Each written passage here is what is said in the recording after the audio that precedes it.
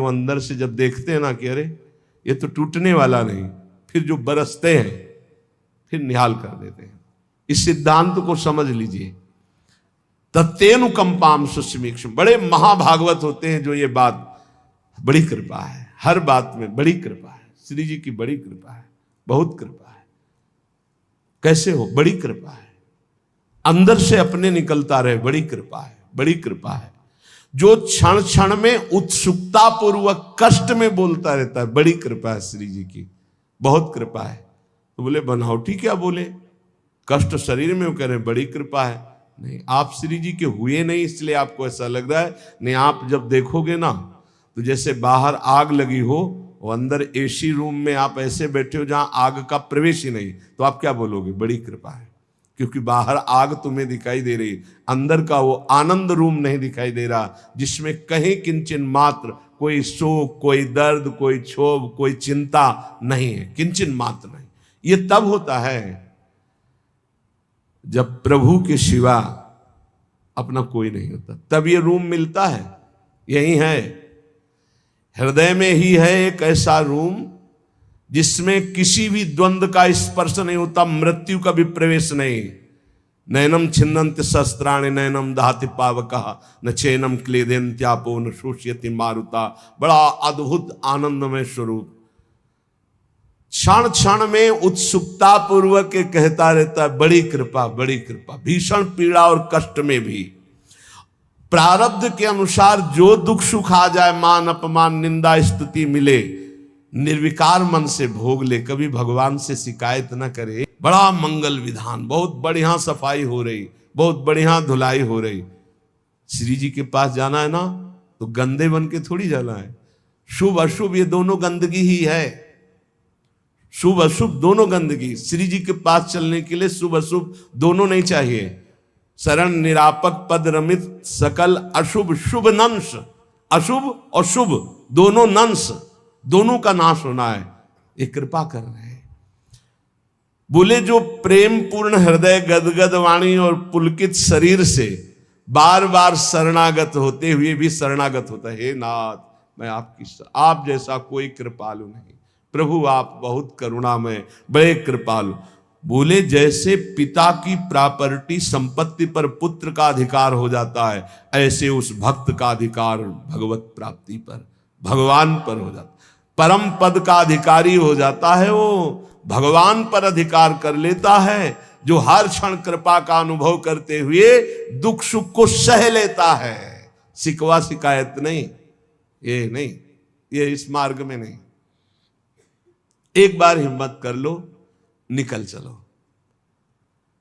सच्ची मानिए, भगवान के आश्रय से, भगवान की कृपा का अनुभव करने वाले को जो पद मिलता है वो किसी और साधना से नहीं मिलता है। ब्रह्मा जी कह रहे, ज्ञाने प्रयास मुदपाश्य नमन्त एव जीवन्ति सन्मुखरितां भवदीय वार्तां स्थाने स्थिता श्रुतिगतां तनुवां मनोभिर ये प्रायसो अजित जितोप्यसि तैस्त्रिलोक्याम। आहा, जो लोग ज्ञान के लिए प्रयत्न ना करके जहां हैं वहीं स्थित होकर सत्संग करते हैं, केवल सन्मुखरिताम भवदीय वार्ताम, भगवत प्रेमी महात्माओं के द्वारा गाई हुई जो भगवत चर्चा है, भगवत सिद्धांत है, ये जो सुनते रहते हैं कानों से, ज्ञान का कोई साधन नहीं करते, कोई प्रयास नहीं करते, शरीर वाणी और मन से विनयावनत होकर के, बड़ी कृपा है। हमारा जीवन ही है सत्संग, बड़ी कृपा है, भगवान हमें सत्संग दे रहे। तो बोले यद्यपि आपको अजित कहा गया है, त्रिभुवन में कोई आप पर विजय नहीं प्राप्त कर सकता, पर हे अजित वो आपको जीत लेता है, वो आप पर विजय प्राप्त कर लेता है, आप उसके अधीन हो जाते हैं। किसके? जो ज्ञान के लिए प्रयत्न ना करके जहां है आसपास जहां सत्संग मिलता हो जाकर सत्संग सुने। भगवत प्रेमी महात्माओं के द्वारा गाई हुई भगवान की लीला कथा, सुंदर सिद्धांत, इनको सुनते हुए शरीर से, वाणी से, मन से अहंकार रहित होकर विनयावनत तो बोले, प्रभु यद्यपि आप अजित हैं, त्रिलोकी में कोई आप पर विजय प्राप्त नहीं कर सकता, पर हे अजित वो आपको जीत लेता है, वो आप पर विजय प्राप्त कर लेता है। श्रेया श्रुतिम भक्ति मुदश्चिते विभो क्लिश्यन्ति ये केवल बोध लब्धये तेषामसौ क्लेशल एव शिष्यते नान्यद यथा स्थूल तुषावघातिनाम। परम कल्याण का स्वरूप क्या है? श्रेयः श्रुतिम भक्ति मुदश्चिते विभो, आपकी भक्ति परम कल्याण का मूल स्रोत है। अगर प्रभु की भक्ति नहीं करता, केवल ज्ञान की प्राप्ति के लिए प्रयास करता है, तो भगवान ब्रह्मा जी बोल रहे, बोले उनके हाथ में श्रम लगता है, वो परिणाम में केवल क्लेश पाते हैं। क्लेश ही क्लेश हाथ लगता है। कैसे? बोले जैसे थोथी भूसी, जो धान होता है उसका चावल निकल गया तो जो बचता है उसे भूसी कहते हैं। भूसी कूटने वाले को केवल श्रम ही श्रम हाथ लगता है। ऐसे जो भगवान की भक्ति नहीं करता, नाम जप नहीं करता, भगवत आराधना का विरोधी भाव रखता है, तो चाहे जितना ज्ञान बघार ले, उसके हाथ में क्लेश ही क्लेश, श्रम ही श्रम रहेगा। वो जीवन मुक्त नहीं हो पाएगा, क्योंकि बोध होता है इष्ट कृपा, गुरु कृपा से। हे अच्युत, इस लोक में पहले बहुत से योगी हो गए हैं। ब्रह्मा जी ने देखा, क्योंकि उन्होंने सृष्टि रची है। और जब बहुत साधनाएं करके हार गए और देखा कि परमानंद की प्राप्ति नहीं हुई, तब उनको एक उपाय सूझा। लौकिक और वैदिक समस्त कर्म आपके चरणों में समर्पित कर दिए और आपकी लीला कथा नाम गुणगान में लग गए। जो ही लीला कथा नाम गुणगान में लगे, भक्ति का स्वरूप जागृत हुआ, तो उन्होंने परम पद की प्राप्ति कर ली। सार बात भगवान की शरण में होकर नाम जप करते हुए, सत्संग सुनते हुए, लीला गुण गायन करते हुए, हर क्षण चाहे जैसा दुख सुख की परिस्थिति हो, भगवान की बड़ी कृपा है ऐसा मनाते रहने वाले को ऐसे परम पद प्राप्त हो जाता है जैसे पिता की प्रॉपर्टी पर, संपत्ति पर पुत्र का स्वतः अधिकार हो जाता है। भगवान, कितने आश्चर्य की बात है कि आप हैं अपने, आप ही अपने हैं, हमारी आत्मा है, पर लोग शरीरों को अपना मान रहे हैं और आपको पराया मान रहे हैं। आप देखो, हृदय से देखो, भगवान कोई पराये से लग रहे हैं। अपनेपन की पहचान क्या होती है? जब हम कहीं भी जाते हैं तो जिससे अपनापन होता है उसके लिए सुख की चाह होती है। जैसे हम बाजार गए, कोई अच्छी चीज देखी, तो जिससे हमारा अपनापन होगा अधिक, उसकी याद आएगी, ये अमुक वस्तु उसको बहुत प्रिय है, उसको ले चलते हैं। ऐसे हम भगवान के पास भी जाते हैं तो क्या मांगते हैं? जिससे अपनापन होता है उसी को मांगते हैं। हमारा बेटा ऐसा हो जाए, हमारे धन बढ़ जाए, हमारे ये हो जाए, वो। इसका मतलब अपनापन धन से है, पुत्र से है, पत्नी से है, संसार से, प्रभु से नहीं। प्रभु, कितने आश्चर्य की बात है कि आप हैं अपनी आत्मा, आप हैं अपने, पर लोग आपको पराया मानते हैं, शरीर और शरीर संबंधियों को अपना मानते हैं। और कोई नहीं हुआ, कभी नहीं हुआ हमारा। कितने जन्म व्यतीत हो गए, अब ऐसे ये भी जन्म व्यतीत हो रहा है प्रभु को अपना मानने के लिए। अभी कल्या परसों एक प्रश्नकर्ता ने प्रश्न किया कि जब भगवान हमारी बात नहीं सुनते हैं तो हमें भगवान पर विश्वास नहीं रहता, अश्रद्धा हो जाती है, भगवान हमारी बात नहीं सुनते। पूरी सृष्टि में अगर तुम्हें कुछ भी चाहिए तो तुम्हारे पास तप होना चाहिए, भजन होना चाहिए, पेमेंट है। भगवान पे श्रद्धा करने की बात मुक्ति के लिए, परम पद के लिए, कामनाओं की पूर्ति के लिए तुम्हारे पास तप होना चाहिए। ब्रह्मा जी ने करदम जी को कहा हमारी आज्ञा है जाओ सृष्टि का विस्तार करो। तो उनका सृष्टि के विस्तार के लिए तो पत्नी चाहिए। मन में सोचा अब मुझे पत्नी कैसे मिलेगी? तो ये नहीं कहा हे भगवान सुंदर पत्नी दे दो, नहीं, 10,000 वर्ष तक तपस्या की। फिर भगवान प्रकट हुए, कहा हमें सुंदर पत्नी चाहिए। बोले विश्व की सर्वश्रेष्ठ सुंदरी और महान धर्मयुक्त महाराज मनुष्य रूपा से प्रकट हुई श्री देहूति जी। ऐसे थोड़ी कि तप न करो, व्रत न करो, भजन न करो, हे भगवान मुझे ये दे दो, ऐसे ऐसे पूरी सृष्टि श्री भगवान की है। भगवान को चाहोगे कि भगवान मुझे मिल जाओ तो वो कृपा करके भजन देंगे, वो आगे बढ़ जाओ। संसार की वस्तु चाहनी तुम्हारे पास तप होना चाहिए, पुण्य होना चाहिए। अगर नहीं है तो तुम्हारे श्रद्धा करने से वहां कोई फर्क नहीं पड़ता। खुली बात समझ लीजिए, तुम्हें अपनी कामना पूर्ति करनी तो सांगो पांग उतना तप, उतना भजन, उतना साधन होना चाहिए। नहीं है तो केवल अगरबत्ती लगाने से नहीं चल जाएगा। एक अगरबत्ती लगाओगे तो एक अगरबत्ती की पैकेट की व्यवस्था कर देंगे, एक पैकेट लगाओगे तो 100 पैकेट की व्यवस्था कर देंगे, 1 रुपया चढ़ाओगे तो 1 लाख की व्यवस्था कर देंगे। इतने धनी है, पर उसमें भी अपराध न बने तो, अपराध बन गया तो और हानि हो जाएगी। मान लो मंदिर गए, आपका दोष दर्शन हो गया, किसी की निंदा कर दी, सांगो पांग अनुष्ठान पूर्ण होने पर तब कामना की पूर्ति होती है।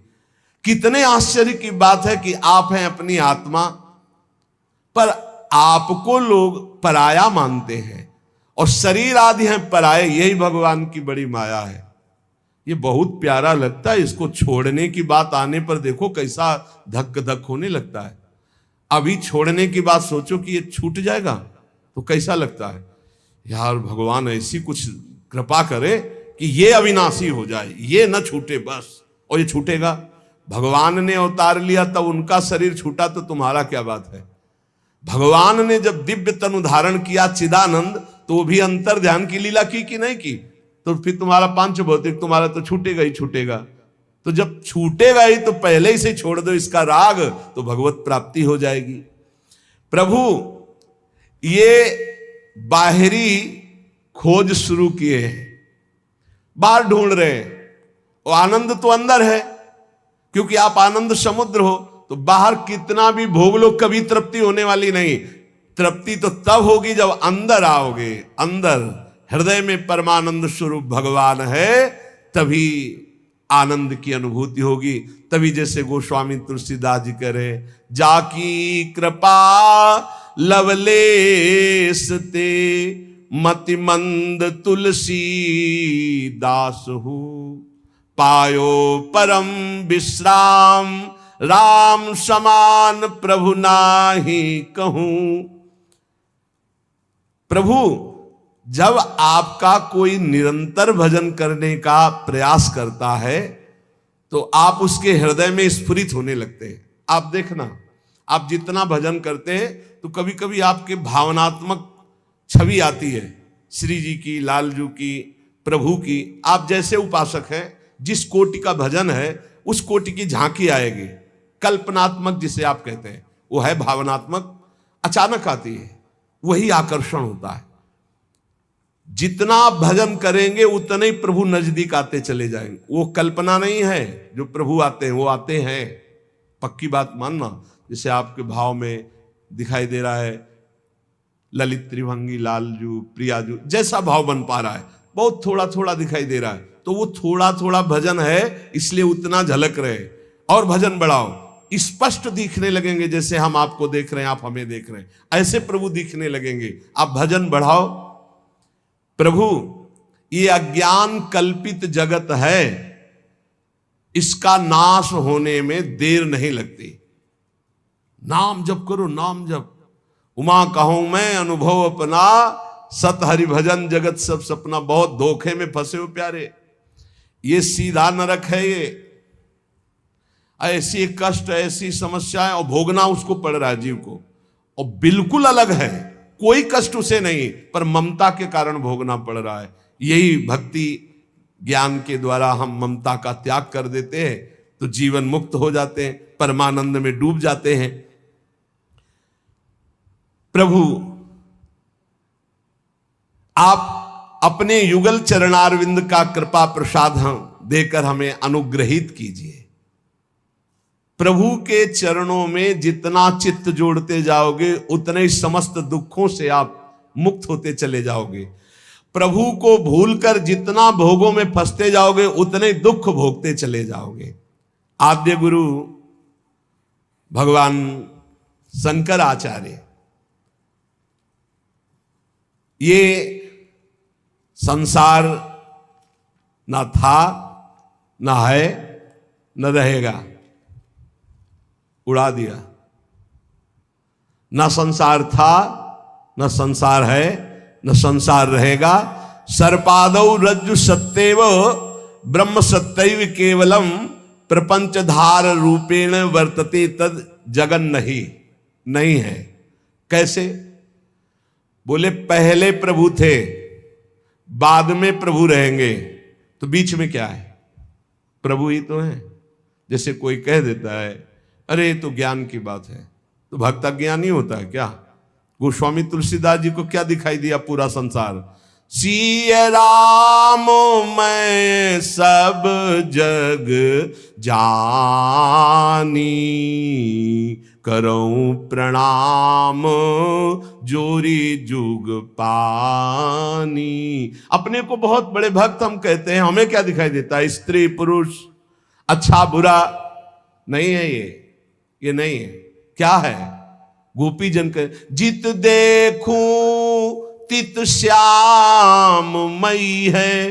गोपी जन देख रही, जिधर देखो उधर श्याम सुंदर श्याम सुंदर, मत्ता पर तरम नान्यत किंचित अस्ति धनंजय। तो आद्य गुरु कह रहे हैं कि यदि आपकी दृष्टि में नानात्व तो दिखाई दे रहा है, स्त्री पुरुष अच्छा बुरा, ये नहीं है, ये पहले भी नहीं था और बाद में भी नहीं रहेगा, तो बीच में भी भास रहा है नहीं।